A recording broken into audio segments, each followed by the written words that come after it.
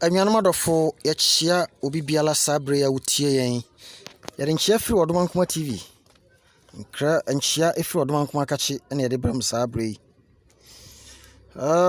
Yo putupru enka ibobi a yepese ye no edwen ho. Na yade tuwam yade ba down. Se won subscribe ya hwese oba subscribe Odoma Nkoma TV.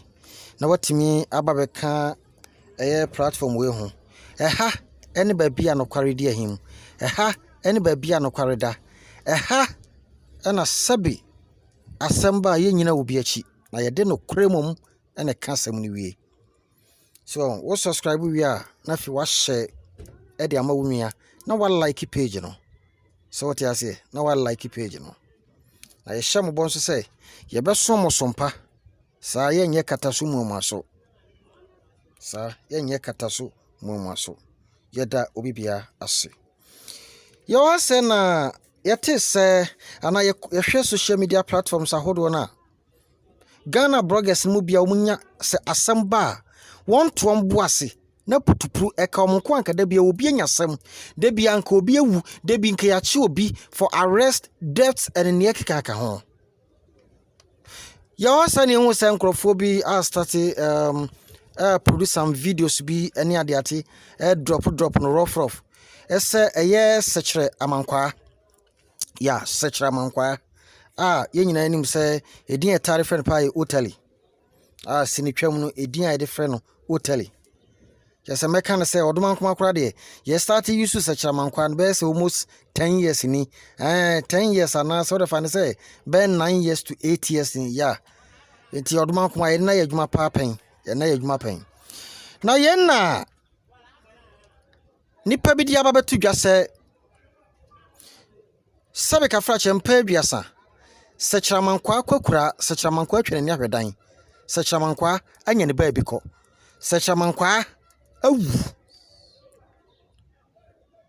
ya menwianom abenkwa na ye hwe ne senkrakra no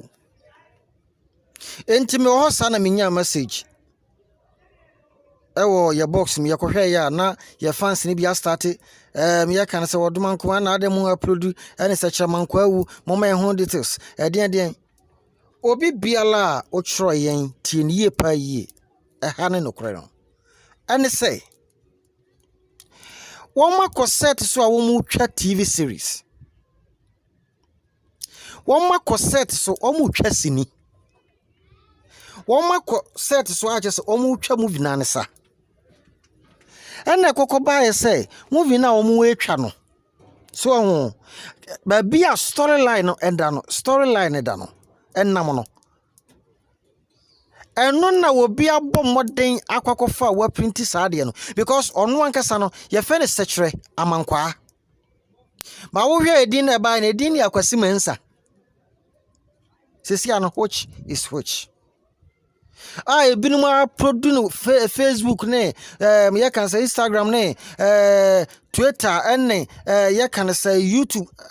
too much so what you say too much everything is bad because ye ade bi a Ghana eyakaye ho because of say nipa no sebe ka fra chempa aduasa mote say ye say bi nipa somasi ewu asem say ya to nipa say ye benya daje bloggers aba sentrofo bi no aba say ye benya daje na ya frɛ nipa no ana ye benya daje ye hwehwem or management or manager or san ye dwuma OBTV ewo Caprice o salapa no Caprice ya what they call circle no or san ye dwuma OBTV enti adenti na ye momoden ne nka bia ye mfre OBTV ana se bia ye mfre ne number ana se ye hwe management ne achi kwan so na ye misa se ya mpase mu nipa no woda ya wansole na etisai details ni nyina omode be mam so just say ye nye fitin ya obi fitin ya ne abawuto we ukọ yen akan man mu a asante ne kwawu na chimline na ye kan awuto so oni pantias ne yakuni sunsum no kura nyankopon say bloggers bebre moma yenye very careful ye kasa de we wonu nipa we ne dia be wo mu che say nipa bi wo sa won de ne dia ne say wasole no watwe pen watwe camera wo de asi nanim asomasi enwo asem obenten wo asem we hu asem na eka say hwe ye wo kwan bebre aye fa so pesika ba ye wo sika ni bi wo sa ubenya nanso awieye ene asem so sika ni bi wo ubenya nanso awieye ene asem enti odoma nkoma hwefo atiefo obi biala wutie yen ye pese wo tie ase enne dai say sechamankwa onwui wakasa life yen drop ne audio kura ye say onwui sechamankwa still alive sechamankwa esi ho sebe odi ne yire adwiane odi ne yire adwiane wote ho odi ne yire adwiane ekasai ya do bibi ase tiade ne yebeka na futu a yede be ma bloggers bebre say sa asem ba say ya wonya to wase hwehwem ansana wo de asem na ba betudwa yaka ye hododo yebetimi just a minute and social media na comment no obi biala keka sabe ka frache o wasem ya blogger so what I say when eso se assemble ba se blogger no ebe bom moden afite nsem na hwehwe nsem no da bi o wo pentem dia to ho san tentem na nkrofo ayiro ho ahwa ma sabe wonya ne kwansi agu ne botom